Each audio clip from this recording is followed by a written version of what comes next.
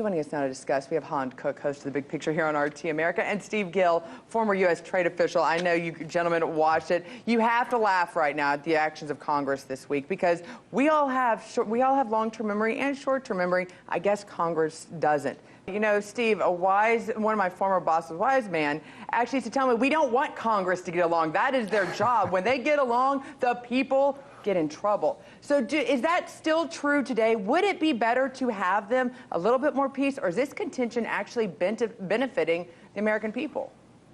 You know, I think it's time for everybody up there to have a little bit of a timeout. I can't imagine any of us parents not bringing out the paddles, even if it's not woke to paddle your kids anymore. There's some serious paddling that needs to go on. You know, I don't mind when they're fighting over policy, but I think kind of the petulance, the pettiness is what really makes the American people disgusted with all of them. And dare we forget petulant policy of Nancy Pelosi when she dramatically ripped President Trump's State of the Union speech. It's not something new, but I think the American people are really getting tired of it. Steve, isn't that something that possibly the Republicans might welcome? Please subpoena us, considering the majority of the people they would subpoena are the ones that they're going to have to be testifying. So in the end, they get the microphone just a different way.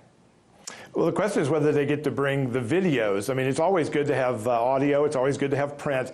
But people remember what they see. And I think it's long past time for us to see the 14,000 hours or so of the video. Where are the body cameras that these police officers and Capitol Police were wearing that would prove some of their testimony, all of which right now is just what they're saying, but we're not seeing. And I think the American people are smart enough at this point to say, I want to see it before I believe it. And maybe if the Republicans that are called to testify can bring some audio and some video, maybe we would get closer to the truth in this testimony. Well, before I let you go, we only have about 2 minutes left. I'm going to get both your opinions on this. But Steve, I want to start off with you. There's this anti-China bill, anti-China communism bill that's being brought up by the Republicans. They don't think that it's going to actually work. You can go down the list and see on this graphic exactly what is in the bill, some of the highlights of it. But it's basically what Trump tried to put together and wasn't able to pass. So first of all, I have to ask, is this kind of just like when we had the chance to pass it, we didn't? So we're just going to make sure that we put this out there so maybe we'll get a check mark that we tried to fight China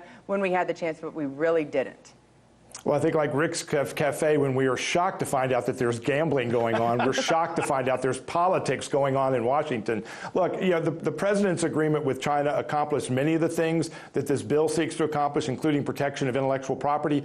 But just like the Democrats wouldn't pass an infrastructure bill when Trump was in because they didn't want to give him a win, you've now got political showmanship. And this is to show that the Democrats may talk tough on China in the Senate, maybe passing a bill that doesn't actually do anything. And again, I don't mind policy disputes when you're showing the distinctions, and hopefully this bill will help do that. Holland, I want your comment on this bill. Is this just another political rhetoric from the Republicans, even though the Democrats right now are saying they also are going to be hard with China? The negotiations are going on right now. This is a clinic in Washington speak because we're talking about talking. The Senate bill was called the U.S. Innovation and Competition Act. That wasn't tough enough, so this House bill is going to be Countering Communist China Act. Again, I smell a focus group, communist and socialist and socialism. Let's see how many elderly Social Security recipients are irked that their cost of living increase is about to go up. And I think it all goes down to what looks the best on a push card at re-election time. Gentlemen, great conversation. Thanks for adding your wit and your wisdom. Thanks, guys.